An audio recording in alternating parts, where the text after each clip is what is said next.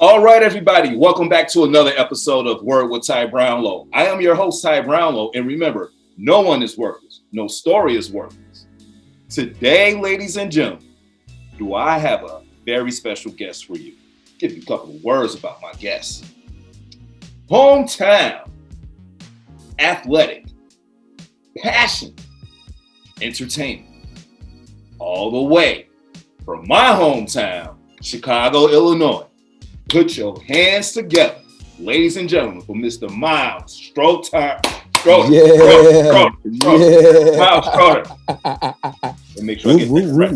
All right. That's it, dude. Yes.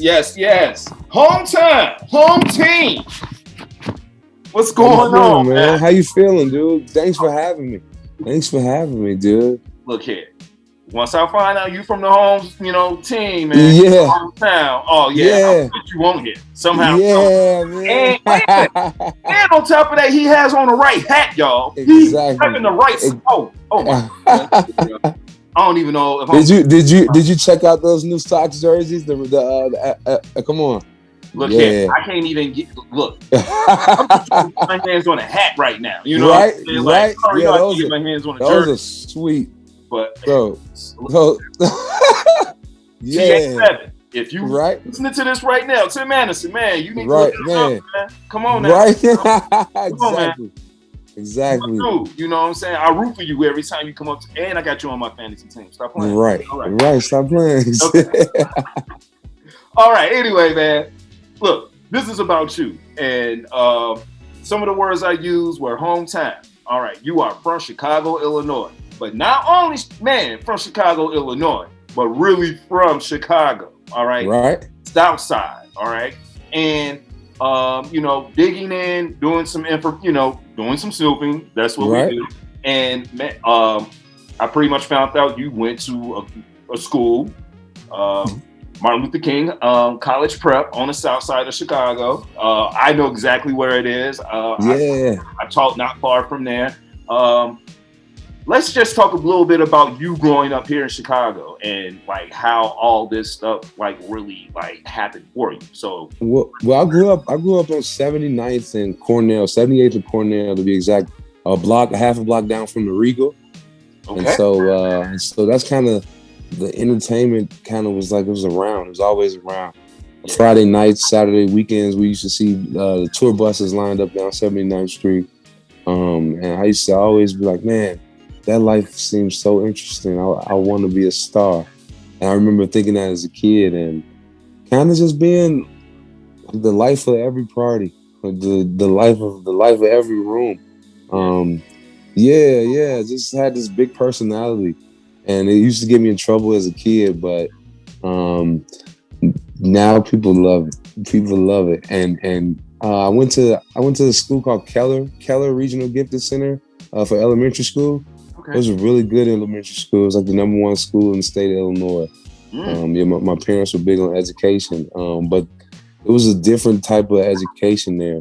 Like most of our work was like project based, or we had to make up a song or a performance about like every week in every class, and so it kind of like cultivated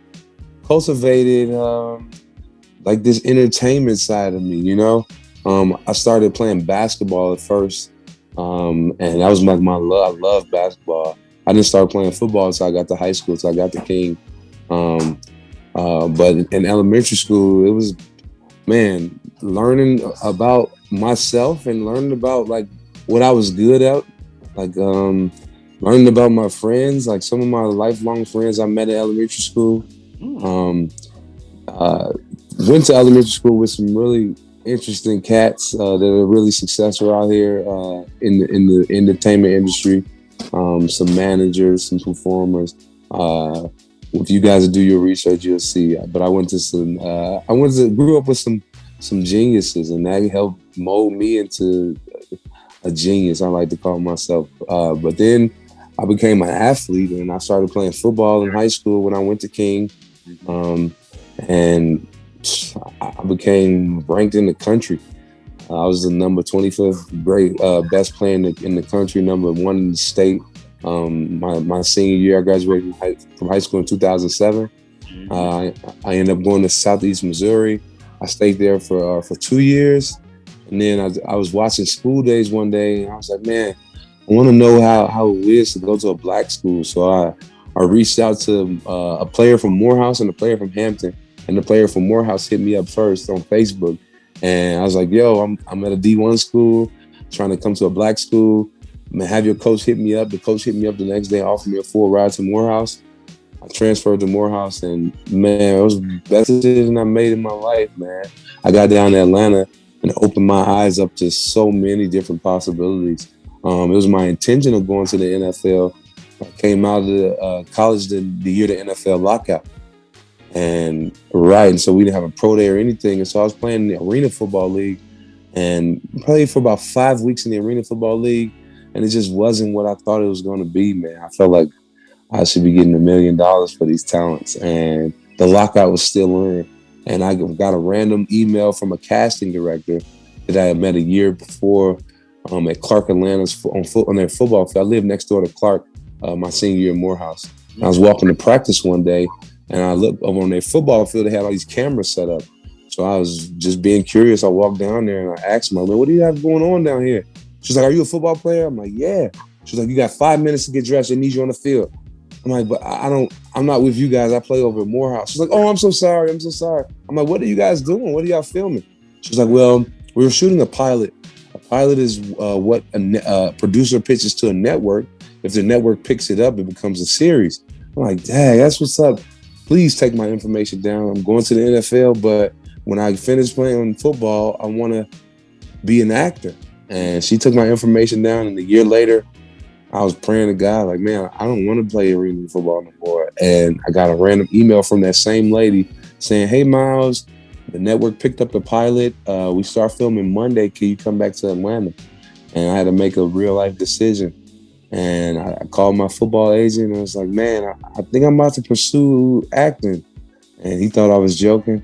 And I left that weekend and started going on set on Monday. When I got to set, just opened up my eyes to a whole new world, man. And I saw what the writers was doing. I saw cameramen.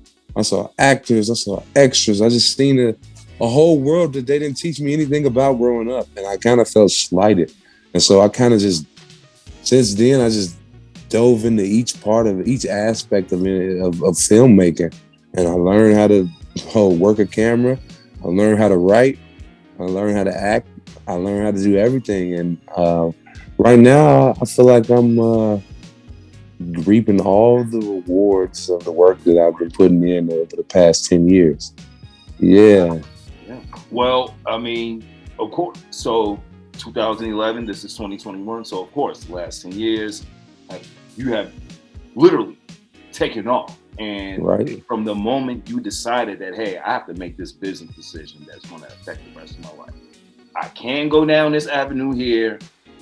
But, you know, as you said, you got to the Arena League. You were like, you know, this is cool, but I'm not really feeling it like I thought I would.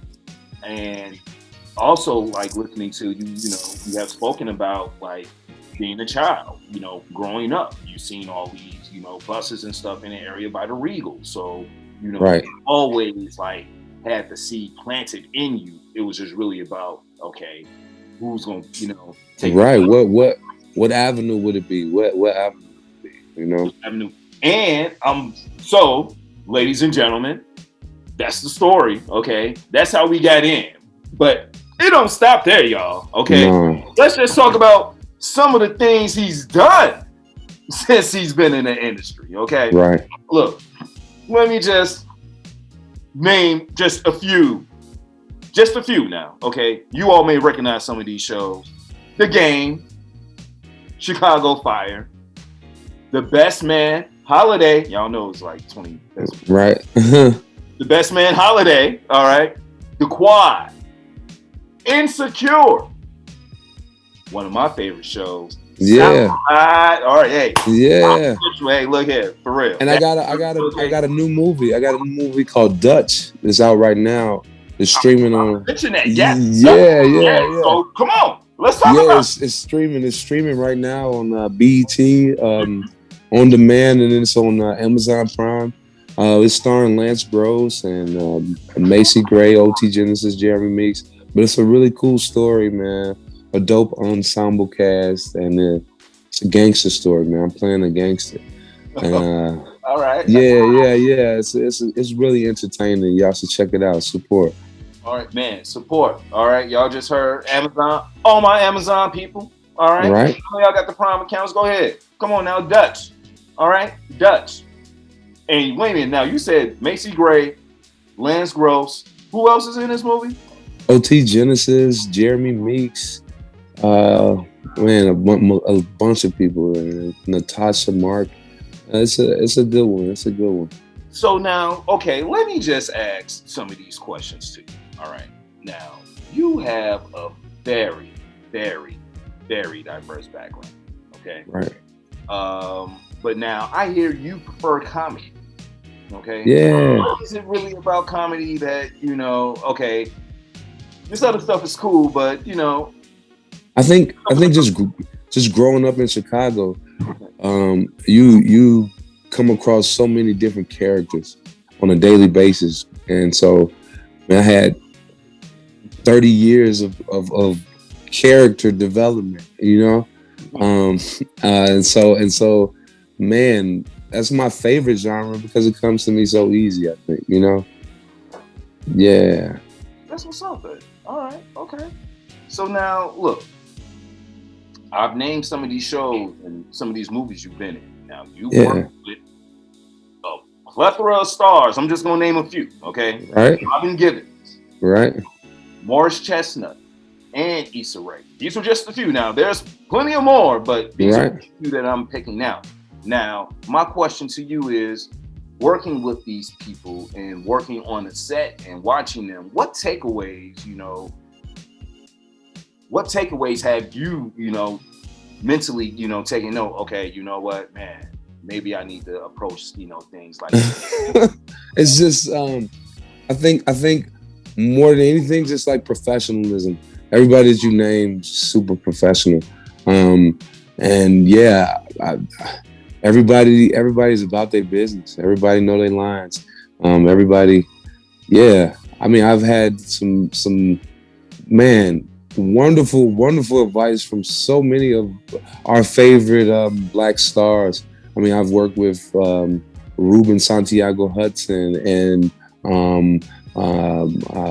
Anika Noni Rose and Jasmine Guy, all in one show, on the quad. And so, man, those lessons that I was receiving every day is you can't pay for those, man. And I've been very, very fortunate to, have come across the paths of some of the greats. I mean, Malcolm D. Lee, he directed Best Man. Yeah. It's so many people I've worked with that have left a mark on my career. I hope I'm making them proud when they see me on my projects, Okay, well, now I'm glad you said that because also digging, snooping, all right, you have some directing experience as well and some producing. Right. Yeah. No, come on. Yeah. So, hey, look here, brother. You getting listen, man. You getting all this, all right? Yeah, I love it. So, like I said, when I got on set, I wanted to like dive into each part of the filmmaking process, and so I bought a camera, I bought some editing software, and I came to Chicago, and I started a nonprofit, and it's called The Ticket Out. And so what we did was we offer video production to other nonprofits so that they can get the message out about what they're doing. And so my directorial debut was this documentary called Keeping Chaos. And it was about the youth football league that was up the street from my house. Man, I put it together and we raised money for them to get new jerseys, some equipment. And man, I really wanted to use production as a way to give back, and because I was focused on giving back, man, my blessings came tenfold, And 2 years ago, I produced and directed my first actual short film, and it's called Karma. And so it premiered in the Pan African Film Festival, and then we showed it in 2 other film festivals around the country. And man, starring this kid named Khalil Everidge, my friend Chris D. Lofton, he was on Ballers. Just a bunch of Chicago talent. And right now, all those talented people that are in Karma are doing amazing things in the acting realm. And so, man, I just wanted to use my gifts to give back and create opportunities for those people that haven't really had the exposure that I've had, you know? Okay, all right. Shorten the learning curve for anybody that's doing anything that I've done, whether it be football, acting, writing, whatever it is. So when I come across a youngster in the neighborhood or wherever, I ask them what they're passionate about, what they want to do.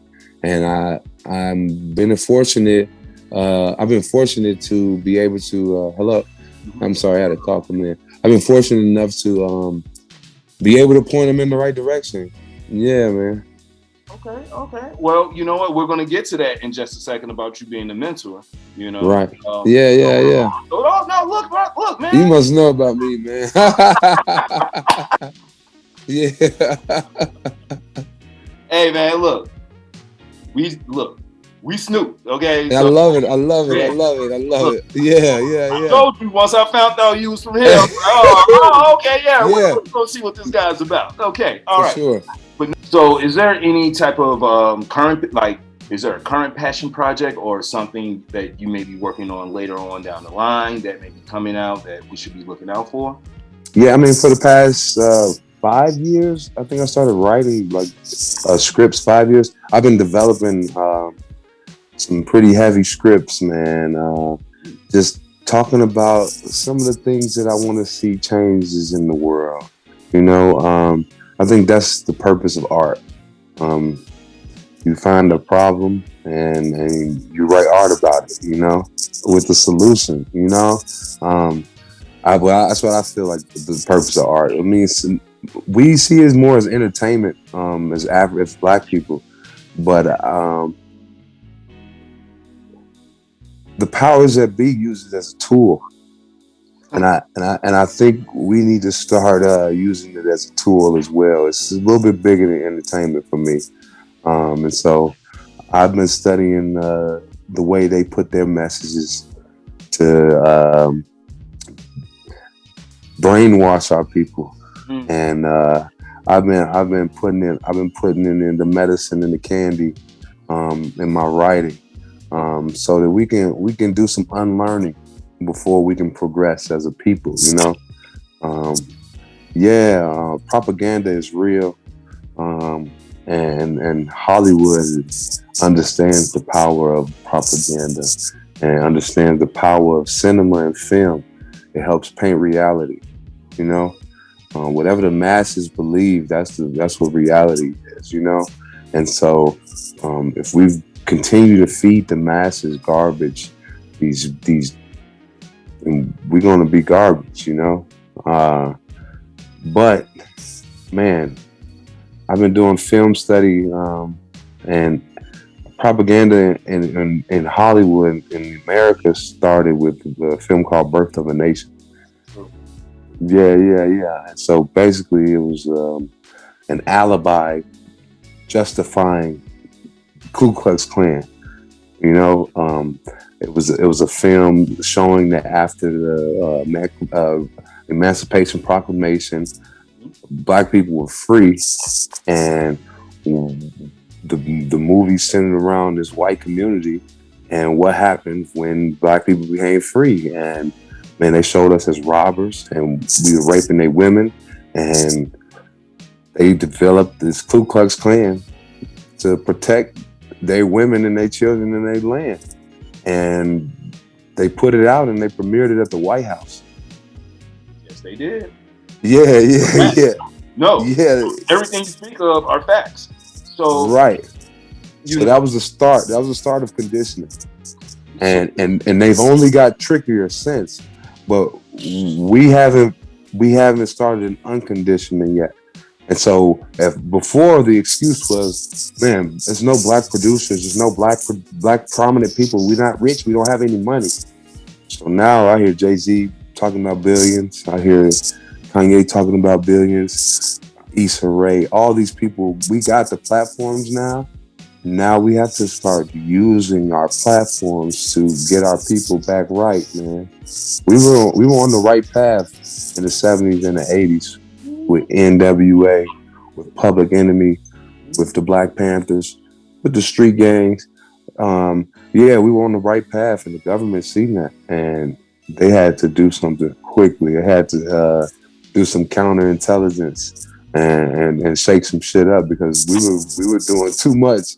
And so now, man, after the crack era, after the violence, guns, gangs, after no resources, tearing our education system now, the criminal justice system, the pipeline from third grade to prison. There's so many, the food we're eating, the air we're breathing, the videos that we're consuming, the music that we're listening to. It's all a part of our demise, but we just see it as entertainment. And so, man, it's on us to change that narrative. But until we acknowledge that that is the narrative, we can't even start. And so that's my goal. I'm gonna say something, like, and I know you work with youth, I work with youth, and especially boys. But if you were to ask, like, a lot of young men what their favorite game is right now, right, it's gonna be one or two games. Come on, 2K, or that shooting game. Call of Duty. Yeah. Exactly what I was going to say. Yeah. Call of Duty, man. So either you're going to like shoot ball or you're going to like shoot someone, but you're going to be shooting. So everything that you speak of, and we won't go too far down, but no, let's just let's just call it for what it is. Like, you've been in Hollywood, you've been on set, you see how it is, and your perspective, and I feel is very interesting because you come from a non-traditional upbringing, when it comes to the arts, and right. You're coming from a sports background. Mm-hmm. So, everything in your mind is basically based off what you probably have seen on television. What I've experienced. Yeah. Well, okay, when it comes to the like entertainment world or whatever. Right. Man, like growing up here sometimes, man, it is what it is. If I've never been there, then this is what, it portrays to me. That's how I may take it to be until I get there, and then I myself. Exactly. So for you, once you got, to Hollywood and you start seeing certain things, and man, it, and I know it to be true too. Sometimes the fame corrupts. Okay, money and power corrupts. Okay, it can corrupt. But if you are already solid in your foundation, you know what it is that you're trying to build. It won't really matter, Right. True, the powers that be will try to, tear you down, but as long as there's, there's that. It's like, I think at the end, value system. It's all about value system. Value system as well.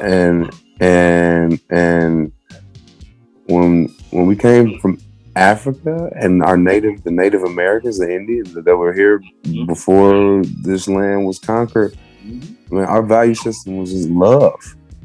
We operated from love, and capitalism got us operating from valuing money. And you could put a cap on money, but you can't cap love, man.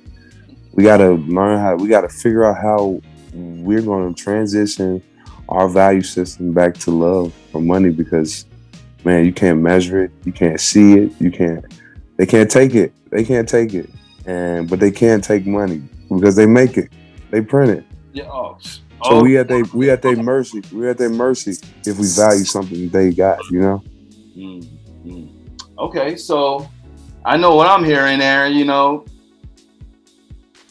Cooperative economics collective. Yeah, come on, barter. Come on, dude. What? I mean, so okay, let's just speak on it for a second. then we're gonna get into this mentoring, man, because we gotta get into this mentoring. That's a whole nother story. That's where. But no, let's just stay on this for a quick second. Okay.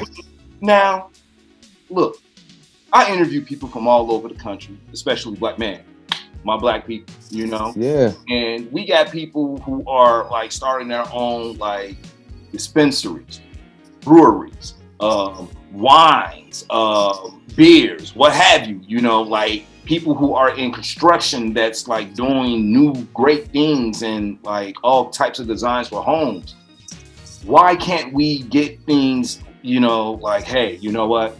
I got this, you got that. We got this. Yeah. I can't bar it together and like make something great for like, you know, others to, because Jay-Z said less is more. There's plenty of us. You know? You understand? That's why. That's why we can't, you know? It's really simple. Mine. This is mine, you get yours. I got mine, you get yours. Yeah. And that's it. You know, that's look here. Man. Yeah. You know what? I gotta have you back for a whole nother segment about that. That's a whole boy. Look at Anyway, look, we gonna move on over here real quick. But no, man. I just like everything that you're about, and also the fact, you know, on top of that, you're mentoring. You know, mentoring like young black boys in like the neighborhood. And, you know, I heard you speak, you know, before, you know, on the production side, like showing them, you know, how to like move and operate, how to put your plan together, you know, for you in a positive light, you know, not what they see on TV or whatever, not what TV portrays. Right. Man, like, let me just ask, like, and, you know, I know pretty much this is not your character or whatever, but you could be, you know, writing scripts. You could be hobnobbing, you know, with those, you know, higher ups in Hollywood or whatever, trying to get yourself to the next level, this, that, and the other. But you want to cultivate, you know, the generation behind.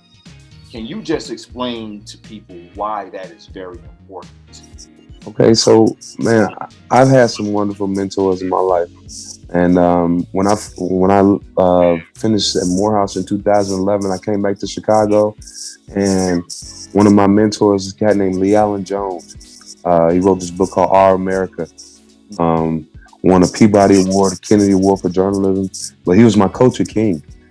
And he basically charged me up like, "Yo, what's up, man? Well, I got these kids. I need you to look out for them. And I got some big boys, man. They need to learn what you know." So he charged me up, and I stepped up to the plate, and I started mentoring. My first mentee was this cat named Denzel, and Denzel was a basketball player at Simeon. He had broke his wrist, and he had gained some weight. He couldn't dunk anymore, and so Leon was saying like, "Man, you got to make him into an offensive tackle." And so it was the springtime, and my mom lived on 71st and Coles, and so I would right down the street from the South Shore Culture Center. So every morning he would meet me out there on the beach, and I'd take him through offensive lineman drills, teaching him how to be a lineman. And when the summer came, we took him to his first camp in Purdue, and he received a scholarship offer, a Big Ten offer, without having played a down of football. What? Yeah. And so that was like really exciting to me, because I remember how hard I had to work in order to get these offers. But I'm like, man, I shortened the learning curve by teaching these big kids exactly what these coaches are looking for. And man, it works. It worked every time. And so I started mentoring more and more people coming to work out. And one day, one of the cats that I was working out, had mentoring, his father called me and was like, "Man, you been hanging out with my son a lot. You ain't even came and met me," because I met him through his mom. And so I'm like, "Man, what's your address? I'll pull up on you." So he gave me his address, and I pulled up, and he answered the door. He's like, "Man, you know who I am?" I'm like, "Yeah, your Solomon's dead." He's like, "Hold on." He grabbed a Grammy and put it in my hand and said, "Kanye West, Jesus Walks." And I'm like, "Dad, you stole Kanye's Grammy?" He's like, "No, fool, I'm Rhyme Fest." And I'm like, "Oh, man." Oh, Fest. Yeah, I'm like, oh, what's up, my brother? What's good? And so he's like, man, I like what you're doing with the shorties. I like what you're doing with the shorties, man. Come hang out with me for the day. And so he kind of took me around the city and showed me the stuff that he was doing. And all the kids was just in awe of how big I am. And I'm like 6'7", like 350. And they were like, Dad, you. And I'm like, man, I work out and I eat my vegetables. And y'all need to do the same. And so Ryan Fest was like, man, how can we work out with the kids? I want to get you work out with the kids, man. You can't just tell them to work out. We need you to work out. So we got this gym that I used to work out donated us free weights because they got some new ones. We set them up in Ryan Fest's backyard. And he got one of his friends from the University of Chicago to donate us breakfast. And so that Saturday, it was like 15 kids, the 16 to 18-year-olds in the backyard working out with us, like doing the circuit. And then coming to eat breakfast inside.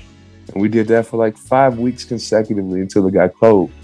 And Ryan Fest comes to me like, yo, we just did a whole program without no resources.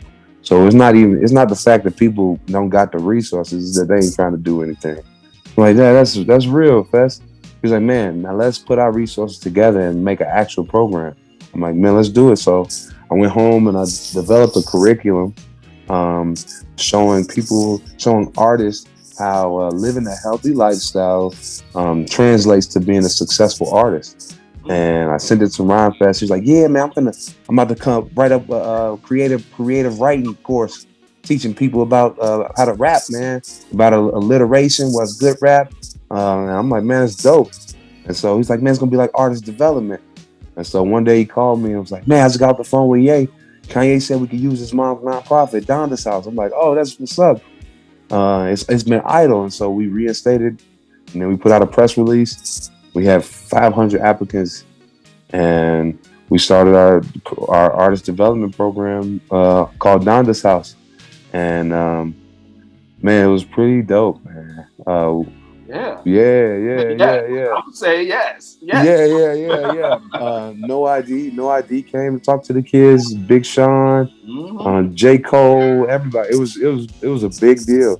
And then we put on a concert with Common Ground Foundation called the iFest, and Lupe, Common, Twista, Kanye, everybody performed, and man, it was one of the dopest concerts I ever been to, and it was cool that I had a part in hand in putting it on. And so from there, that's when I got casted for the Quad, and so I moved away from Chicago and went to Atlanta for 2 years to film that. And then my manager was like, man, it's time for you to move to LA. And I moved out to LA and been there since. And so I really haven't had a hand in nonprofit realm in Chicago like how I did when I was coming up. But I do have my own nonprofit. It's called the Ticket Out, and it's still running. I'm right now I'm putting together how I can help from afar, you know. But with my movie Karma, man, I started mentoring actors. And one of my first mentees acting was this cat named Khalil Everidge. I know him, me and his uncle are best friends. His uncle's name is Jonathan McReynolds, a gospel singer from Chicago, but he went to Keller with me. And Khalil, his father passed away when he was young, and his mom reached out like, man, I need you to mentor my son. And she was a principal at a school, and she used to charge me up too. Yeah, like you got a responsibility, and I'm not gonna let you off the hook. And that's what's needed. And so, man, I felt like I was responsible, and I told him I was gonna put him in his first movie, and I wrote Karma and put him in it. And 2 months after we did Karma, he got casted for this movie Beats on Netflix. He played the lead with Anthony Anderson, and yes. Yeah. Okay. And so now he's on this show Cobra Kai, the number one show on Netflix. He's filming a movie right now out in O'Hare, and he's a superstar. And man, it really happened because of mentoring. And yeah, that's the most realest thing I know, man. Kid can't be what he can't see. You know, he can only be what he can see. And so us that came through these same streets and school systems that these kids are coming through, it's on us. It's our duty to come back and show how we got to where we at. and what it takes. You know, a lot of people from Chicago become successful, and when they get up out of here and they'll never come back. Right. The people that I'm meeting in LA from Chicago, I'm blown away, because if I had known about them growing up, it would have made me that more hungry or that more eager to be successful. Mm-hmm. Yeah, man. I met this chick that went to Dunbar. That was a Mrs. Olympia, and she owned 6 gyms in Calabasas and out in LA. Yeah. Never heard about her. I'm at a party, toasting drinks with my castmate from the quad. Right. And she's like, I want to introduce you to someone. He acts just like you. He's from Chicago. Man, this cat was from Corliss, but he was a producer. He produced Rambo, the last Rambo movie. What's the best song? Yeah. Yeah, but he went to Corliss High School. Wow. Yeah, named Elijah Long. And so it's all these unsung Chicago heroes out in the world doing these amazing things, but these kids don't know nothing about them. And so I think it's on us to make sure these kids know about success, because these kids know about the deaths in Chicago. These kids know about the rappers getting killed in Chicago. These kids got to see positive stories from Chicago, so that they think they can become a positive story from Chicago. You know, and they can. It's about introducing them to so many different things. It's about introducing them to everything: the arts, music, writing, everything. My mom had me everywhere growing up. We went to plays, we went to museums, and so I was able to see, like, man, I really like this. I really find interest in that. But if a kid don't see nothing, how could he know what he's passionate about? He can't. And so he becomes a statistic, and that's the cycle. And the government knows that. Unfortunately. The mayors know that. The politics, they know that, but they're not really trying to do something about it, because poverty is profitable. Yeah. No money in peace, people. All right. Right. Exactly. So exactly. But look, man, like, if people want to get in contact with you, you know, they want to, like, you know. Yeah, man. So on social media, what's up? On Instagram and on Twitter, my social media is Miles J Stroter, MILES JSTROTER. Man, hit me up. Say what's up, man. Say what's up. Yeah. Chicago. Yeah. Man, look Chicago. Here. We are friendly people. Don't get it. Don't let the media tell you that we all about this and the other. We are very friendly people. And Exactly, man. And that's the bottom line. That's the bottom line. Now look here. Before we get up out of here, man, I gotta ask you this question. This is the question that my show is known for, so I have to ask Mr. Miles Stroter. Yes, sir. What is the one word that best describes you and why? Discipline. Yeah.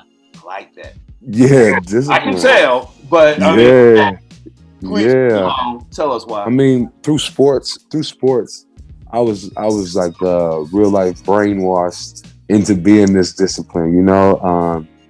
And I hold myself to a high standard, and because of that, I hold everybody to that same standard. And I think everybody can learn a lot from discipline. Like, we need to make a religion called discipline, and we'll win. We'll win. Discipline and accountability, man, take it a long way. Yeah. And I'm big on those 2 words, man. Hey, man, I like it, dude. I like it. Well, I said the word earlier, man. Passion. Like, right. Just sitting here and, like, listening to you and just hearing, like, your story and, like, you know, how it started to, like, where you are now, and, you know, just, like, the things you're doing, like, in front of the camera, also behind the camera, man, on, you know, set, off set as well. Yes. You know, so it's like still ongoing. Everything ties into each other. And, you know, you really have to have a passion, like, to keep that going, man. Right. So, you know, hats off to you, brother. And you are another success story from Chicago out here in the world that is doing great things. And yes, sir. Yeah, especially being black from Chicago. Yeah, man. You always hear about the negative, but let's talk about this positive. Chicago's a microcosm that's under a microscope, and it makes it seem like this place is bigger than the rest of the world. It's not. And it's not. But it is, though. There's some great people from here, man, and that's what makes it. Lots of rich people here in Chicago. And we don't even know the half of our history. And so that's what I set out to tell, man. I got some stories coming. All right, man. Look here. I can't wait. And, man, I know another season of Southside is coming. One of my personal favorites because it's Southside, Chicago, everybody. Y'all already know. Exactly. Y'all go ahead and make that number one again like y'all did last time in 2019. Yes. Okay, come on. So look here, man. I just want to thank you for coming on the platform. No, man. Thank you for having me. Man, brother. Man, look here. Thank you for blessing us. For real. Like, man. Seriously, like this has been a very enjoyable conversation. It's been eye-opening, and I really hope people out there, have learned something. Right? And, like, don't believe everything you see or hear. And there are great people out here trying to change the world. Just like you. All right. Yeah. On that note, ladies and gentlemen, this has been Word with Ty Brownlow. I've been your host, Ty Brownlow. Man, remember, no one is worthless. No story is worthless. You can follow me on all social media platforms at Word with Ty Brownlow, or you can just go to my website, tybrownlow.com, get this wonderful interview, plus other great interviews. Home team! Yeah. We out, people. Peace. Love, brother. All right.